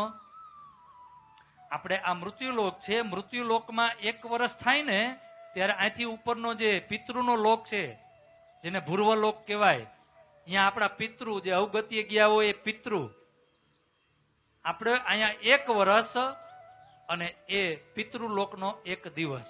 અહીંયા વર્ષ પૂરું થાય ને ત્યારે 1 દિવસ થાય. એટલે આપણે વર્ષે 1 વખત એને આપણા પિતૃને જમાડીએ છીએ. હવે એ પિતૃલોક અને સ્વર્ગલોકનો સમય એક જ છે. સ્વર્ગલોકથી તમે આગળ જાઓ એટલે સ્વર્ગલોકના 100 વર્ષ પૂરા થાય ને ત્યારે વિષ્ણુ ભગવાનની એક પલ થાય. એ બહુ લાંબુ છે, આપણે બહુ આગળ નથી જવું. પછી આગળ જાશું આપણે, જે બધું ઘણું બધું આવશે, હજી બીજો દિવસ જ છે.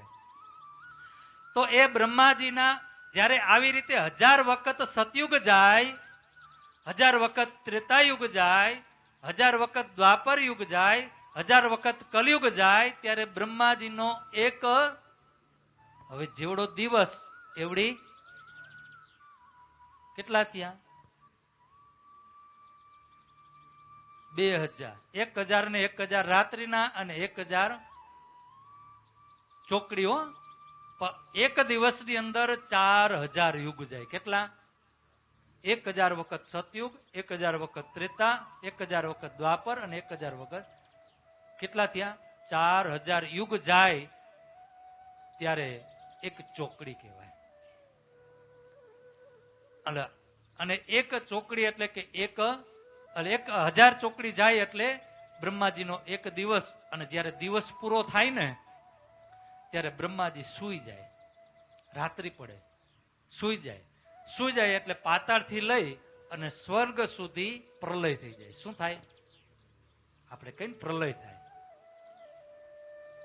એને નૈમિતિક પ્રલય કહેવાય. જ્યારે બ્રહ્માજીની રાત્રિ થાય ત્યારે પાતાળથી લઈને સ્વર્ગ સુધી પ્રલય થઈ જાય. અને ફરીથી જ્યારે બ્રહ્માજી જાગૃત થાય એટલે ફરીથી આ સૃષ્ટિની રચના શરૂ. 4 પ્રકારના પ્રલય. એક નિત્ય પ્રલય એટલે કે દરરોજ પરિવર્તન થવું. એક નૈમિતિક પ્રલય એટલે કે જ્યારે બ્રહ્માજીની રાત્રિ પડે ત્યારે આ પ્રલય થાય. નિત્ય, નૈમિતિક અને નૈતિક. નૈતિક જ્યારે પ્રલય થાય ત્યારે સત્યલોક સુધી આ પ્રલય થઈ જાય. અને એક મહાપ્રલય, એ મહાપ્રલય થાય ને એટલે બધું જ પ્રલય થઈ જાય, ખેલ ખતમ. પછી અક્ષર બ્રહ્મનો જે બનાવેલો ખેલ છે ને બ્રહ્માંડ, એ પૂરો, એ ખતમ, એને મહાપ્રલય કહેવાય. આ બધા પ્રલય થઈ ગયા, હવે એક મહાપ્રલય જ બાકી છે. હવે આવી રીતે બ્રહ્માજીના 50 વર્ષ પૂરા થયા. કેટલા? હવે એક દિવસ અને રાત્રિની અંદર જો આટલા યુગો જતા હોય તો અત્યારે બ્રહ્માજીના 50 વર્ષ પૂરા થયા. જ્યારે બ્રહ્માજીના 50 વર્ષ પૂરા થાય એટલે એક પરાર્ધ કહેવાય. અને બ્રહ્માજીના એક દિવસની અંદર 14 મન્વંતર આવે અને એક મન્વંતરની અંદર 72 વખત યુગો પરિવર્તન થાય. તો અત્યારે બ્રહ્માજીના 50 વર્ષ પૂરા થયા અને એ 50 વર્ષની અંદર 51મા વર્ષના પહેલા દિવસની અંદર આ છઠ્ઠો મન્વંતર, છઠ્ઠા મન્વંતરની અંદર 7મો કલ્પ, 7મા કલ્પની અંદર આ 28મા દ્વાપર યુગ આવી ગયો અને એ દ્વાપર યુગની અંદર એ પરમધામની બ્રહ્મલીલા હવે અવતરિત કરવામાં આવશે. જ્યારે રાજી મહારાજે પરમધામની અંદર બ્રહ્મ સૃષ્ટિને હુકમ કર્યો, અક્ષર બ્રહ્મને હુકમ કર્યો કે તમે બ્રહ્માંડ બનાવો, અને જેવો હુકમ કર્યો અને બ્રહ્મ સૃષ્ટિ એ સુરતાના સ્વરૂપે રાજી મહારાજે એને 2 ધ્યાન કર્યા. એ પરમધામમાંથી ધ્યાન એને હટાવી અને જ્યારે સંસારમાં નાખ્યું ને તો આ સંસારના કઈ લાખો કરોડો યુગો વયા ગયા, પણ પરમધામની અંદર હજી એક ક્ષણ થઈ નથી.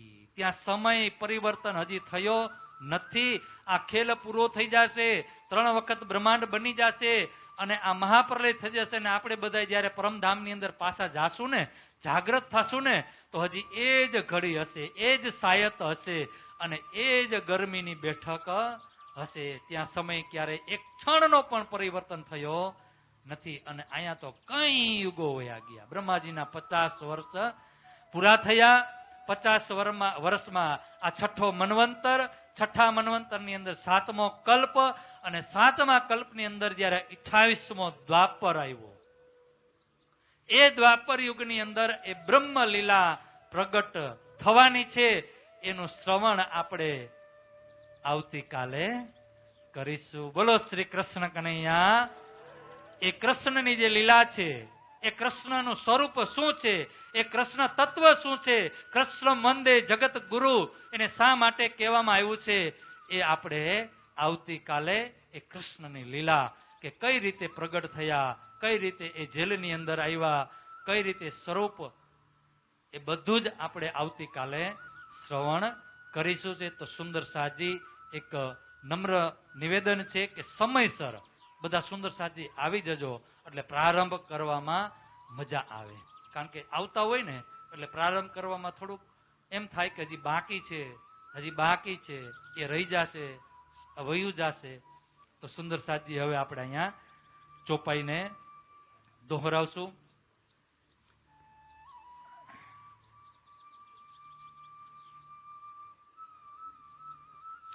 यह खेल दिखान की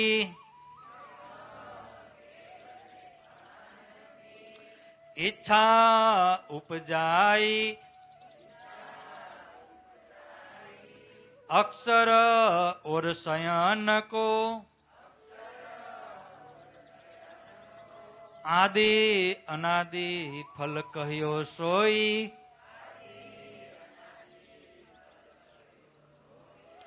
आदि अनादि फल कह्यो सोई।